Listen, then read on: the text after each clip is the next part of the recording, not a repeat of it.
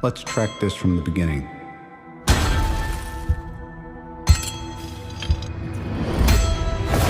We start with something pure.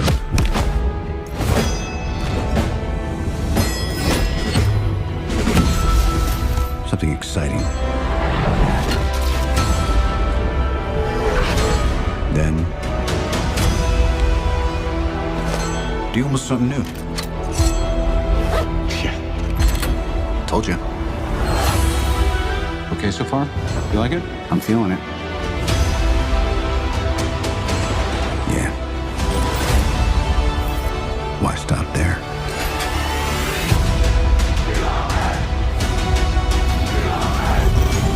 This is it. This is the path I started us on.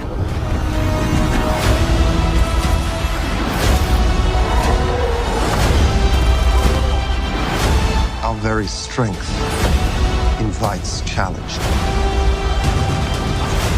Challenge incites conflict. Conflict breeds catastrophe. The thing isn't beautiful because it lasts.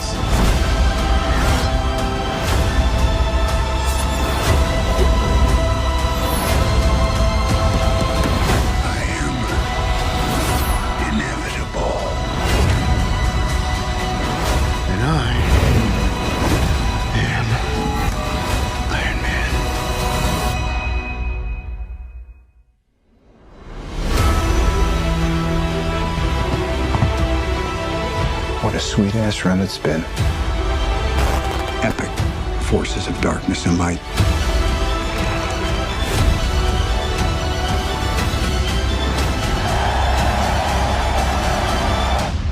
What a world.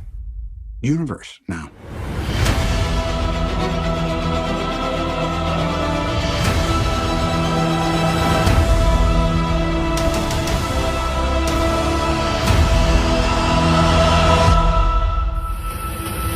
Continuing the legacy of the MCU. And we're going to do that in new ways, unexpected ways, and really build on the legacy of what's come before. Can you move your seat up? No.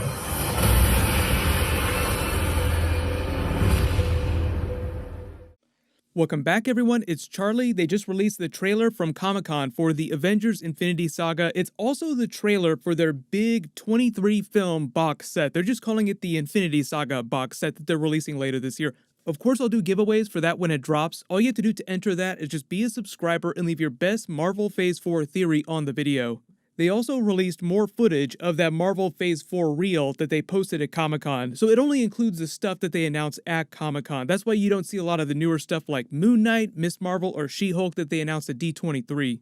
There was some newer footage in the last week that leaked out from the Eternals movie because they're filming that right now with Angelina Jolie's Athena character just spreading ashes around in a river. It looks like it's happening in ancient Greece. Part of that movie will be flashbacks to ancient history, part of it will take place closer to present day, it'll explain where they were during the events of all the Marvel Phase 1, Phase 2, Phase 3 movies. But I like the way they open this trailer with Iron Man's dialogue. They have the 4 hammer strikes before the footage picks up, just to denote that we're beginning Marvel Phase 4. Credit where credit is due, he narrates the entire trailer, but says let's track this from the beginning, rewind 10 years to go from the start. It's meta-commentary about how special the Marvel Cinematic Universe is and how no one believed that it would develop into something as big and grand as it did.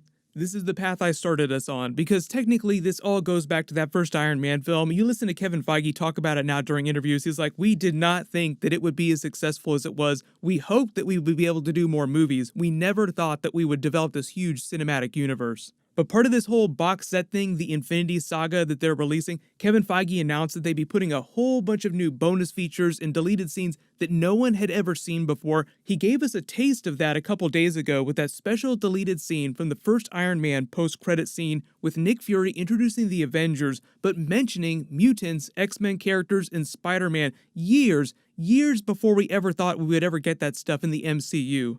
As if gamma accidents, radioactive bug bites, and assorted mutants weren't enough. I have to deal with a spoiled brat who doesn't play well with others and wants to keep all his toys to himself. A lot of you picked up on how big that was though, because that was still during Tobey Maguire era Spider-Man. That was before Andrew Garfield came along, so at that time when they were teasing Spider-Man coming into the MCU with this Nick Fury post-credit scene, they were thinking about the older version of Spider-Man, Tobey Maguire, coming into the MCU, and because it was before the X-Men First Class soft reboot of that franchise, they were talking about the classic X-Men actors, talking about Hugh Jackman Wolverine, talking about Patrick Stewart, Professor X coming to the MCU. Most of you probably understand why they couldn't put that in the final cut of the film that made it in theaters, because they would have been sued out of existence by Fox and Sony, who still held the rights to those characters. Now they can talk about X-Men as much as they want, but they're using the Eternals movie to explain how they can exist, because Nick Fury couldn't just walk in and say, hey, look, there's a bunch of X-Men, because you'd have to explain where they've been this entire time. So that's what the Eternals movie is all about. There'll be way more deleted scenes and bonus features like that, really crazy stuff that they'll drop later this year. It's probably going to happen in November, so I'll do videos for all that bonus content when it does drop, and I will do giveaways for those big box sets. The Marvel Phase 4 footage hyping up all the new projects that they announced recently, obviously the Hawkeye series covering the 5-year time jump during Avengers Endgame when he was Ronin, because there's a whole lot of missing time there. He also probably meets and rescues Kate Bishop during that period. It also takes place in present day after Avengers Endgame when he's training her Karate Kid, Mr. Miyagi style, to be the next Hawkeye. They announced they're completing a contract with Haley Steinfeld right now to be Kate Bishop. There'll be 6 episodes, but Haley Steinfeld, who's also Spider-Gwen in the Sony Spider-Verse movies, will be in Avengers 5, probably cross over to some of the other Earth-based movies, and also be in a Young Avengers project. Doctor Strange in the Multiverse of Madness is all about doing a Marvel horror film and introducing a broader concept of what the multiverse looks like in the MCU. Nightmare taking advantage of Scarlet Witch's reality warping powers, using those to cross through the barrier between dimensions into our reality and just wreak havoc. I've already talked about the Eternals movie, but the other cool thing about the Eternals is that Thanos descends from the Eternals. Technically, he's a deviant. He carries the deviant gene, which is why he looks the way he does. But odds are pretty good that in one of the Eternals sequels, we will see Thanos being born, or a very young version of Thanos in a flashback or in a post-credit scene. I've already done a video about the Avengers Marvel What If footage. They're doing Marvel Zombies. They're doing an episode for every single Marvel movie. That means 23 episodes. That drops summer 2021, so still a long ways off, but we'll get footage of it next year. The Loki series will follow Tesseract Loki from Avengers Endgame in his alternate reality as he uses the Space Stone to quantum leap through Earth's history, altering the course of events in really mischievous ways. It'll be kind of like Rick and Morty meets Doctor Who, because Rick and Morty technically don't do time traveling. By the way, that wasn't time travel. There were just a couple pizzas on the counter. I grabbed them.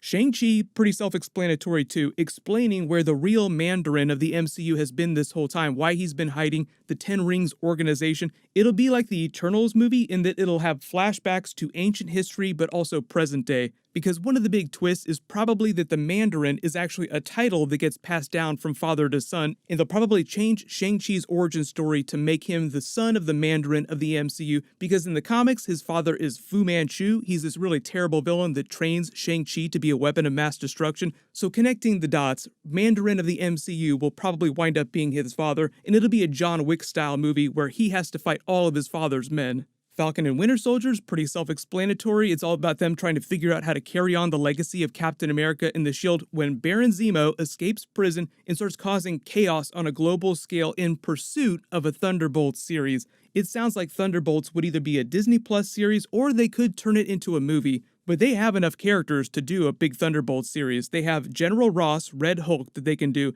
They have Yelena Belova, Black Widow, who's kind of going to be the Black Widow of present day, taking the title from the Natasha Black Widow during that series. There will be a Black Widow trailer coming by late November, early December, and obviously Venom 2 is getting ready to film in November, so there'll be a whole bunch of Venom and Carnage stuff coming up. Congratulations, Aman Hussein. You're the giveaway winner from my last big Marvel video. Please email me on the About page of my channel so I can get your details. Everybody click here for my Black Widow teaser and to learn why Iron Man is coming back during Marvel Phase 4, and click here to learn all about the big Nova deleted scene from Avengers Infinity War and Avengers Endgame. Thank you so much for watching. Everybody stay awesome. I'll see you guys tonight.